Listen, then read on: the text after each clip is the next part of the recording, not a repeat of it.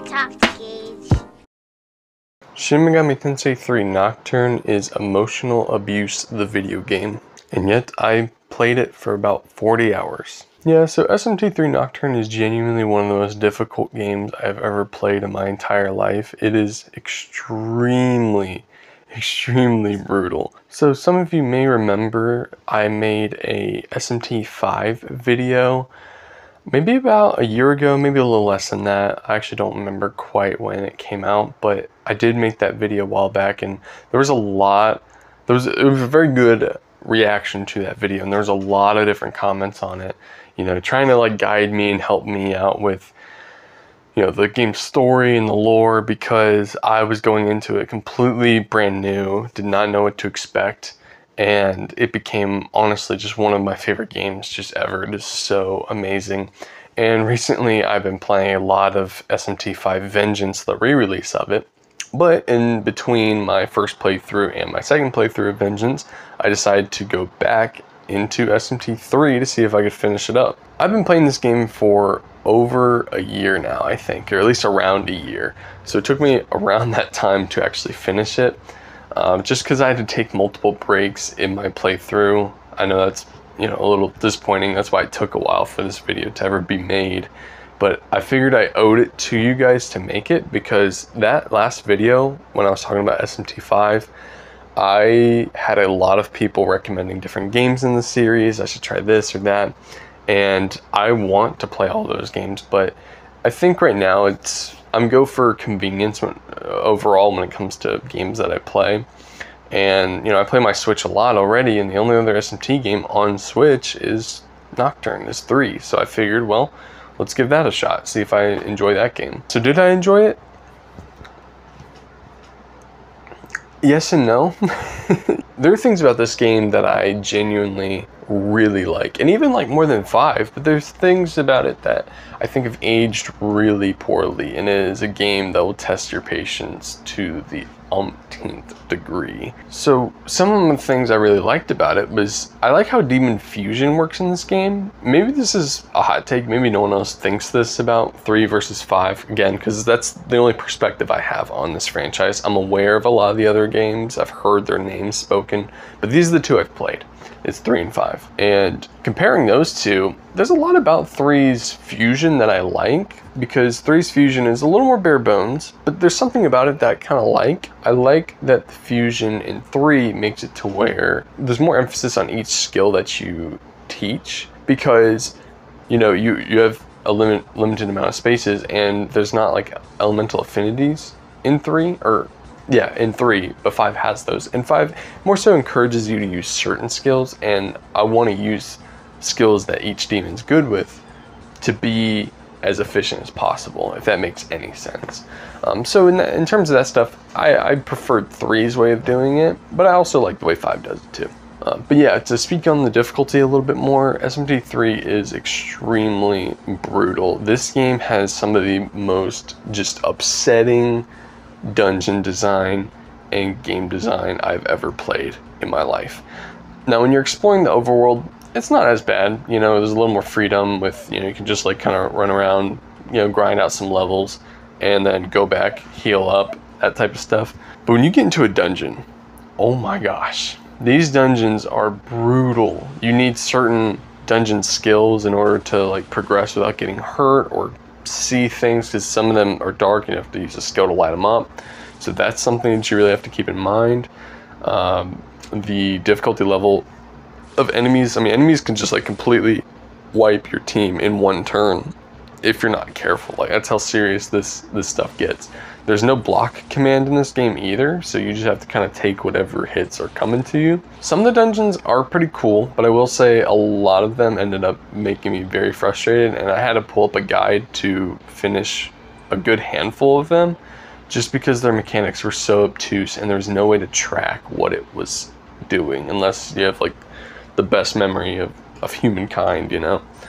So that stuff is incredibly frustrating, and I think as an HD kind of remaster thing, you know, this isn't just a straight port. They did make the visuals look better, and I'm happy about that, but holy cow, like, they really did not do a whole lot with this remaster, and I wish they did. I wish they did more to it, you know, to just bring it in line with some newer modern games, because this game still is an old game. Like, it is hard to go back to this thing, I will admit, after playing 5. So I don't necessarily know if I would recommend it, but at the same time, I couldn't stop playing it. You know what I'm saying? Like, yeah, I took breaks, obviously, during my playthrough, but I always ended up coming back. I always knew I was going to come back, and I was going to try to finish this game. I was going to do it.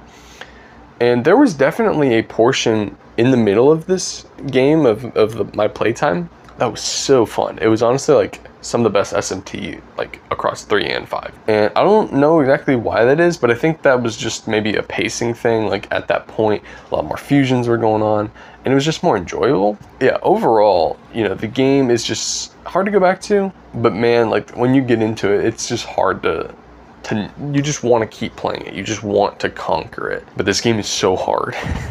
One of the things I wish that they really fixed was saving, you know, because in games like Earthbound, as an example, when you die, save points, it doesn't revert back to your last save, but it more so reverts back to that as like a checkpoint of sorts. So you maintain all your experience, but you're just back where the last place you saved was. That is awesome. More games need to do what Earthbound did.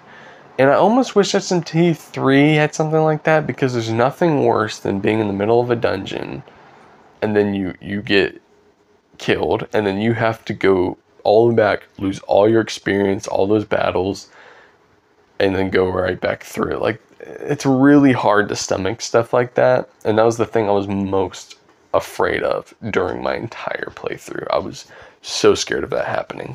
This game is just extremely alluring. You know, I thought that the story was really fascinating. I personally like the minimalist style of 3 and 5. I like that both of them, you know, have a lot of story. It's kind of in the undertones, a lot of the background, you know, it's more the vibes, you know, and then like these sparse moments of like character interactions. I kind of like that. I like the philosophical, less is more symbolism of these types of games. I think it is really cool, and I'm shocked that this franchise even exists at all, because this feels like such like not a mainstream thing at all, but it's like really in line with my taste, because I like movies like that. So I like these games because they're so kind of cryptic and weird, you know. I like that. It's cool, you know. And ultimately that led up to the ending I got. I might as well mention that, because I'm more familiar with how these games work now since I made my last video, and how, you know, the law and chaos and neutral alignments, and, you know, how characters represent each of those and stuff like that.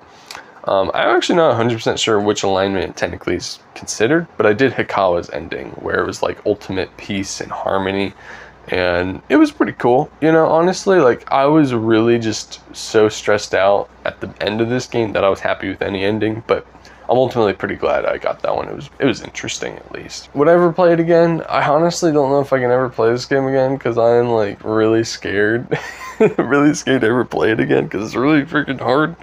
Overall, I'm really thankful that I got the chance to play this. I'm thankful for any of the recommendations that y'all made in that last video, and yeah, I'm a fan. Like, honestly, Megaten is probably my second favorite video game franchise of all time, right next to Fire Emblem being my #1. So I've really grown an affinity for this series, for this game, as much as I never want to play it again due to what it did to me. It's pretty cool. It's a pretty cool game. Maybe I will play it one day, who knows? Actually, I might. I honestly don't have a lot more to say about this game. I just knew I owed it to you guys who've been waiting so long for this video, for me to follow up the last SMT video. And I had to make this. I had to talk about it. And I wanted to, because I just finished it a couple days ago. And I hope it wasn't too much of a letdown for this video. You know, I know there's been a lot of waiting for it. You know, there's certain people who watch my videos who were just anticipating this moment. Yeah, and who knows, maybe we'll make a vengeance video at some point. Maybe not totally sure yet what I'll do with that, but yeah, I'm in. And honestly, thank you guys. I appreciate all the support for that video, and y'all trying to help me with the lore, even though I'm still pretty confused about some of the lore with like who God is and things like that in this franchise. But anyways, I think that's all the thoughts I had for this video. What do y'all think? Please put your thoughts down in the comments below. If you finished this game before, what were your thoughts on the endings? What ending did you originally get? Just let me know. I'm really curious. I'm really curious what y'all's experiences have been playing this game. Don't forget to rate the video and subscribe to the channel if you want more videos with me in it. And I'll see you on the next video. God bless.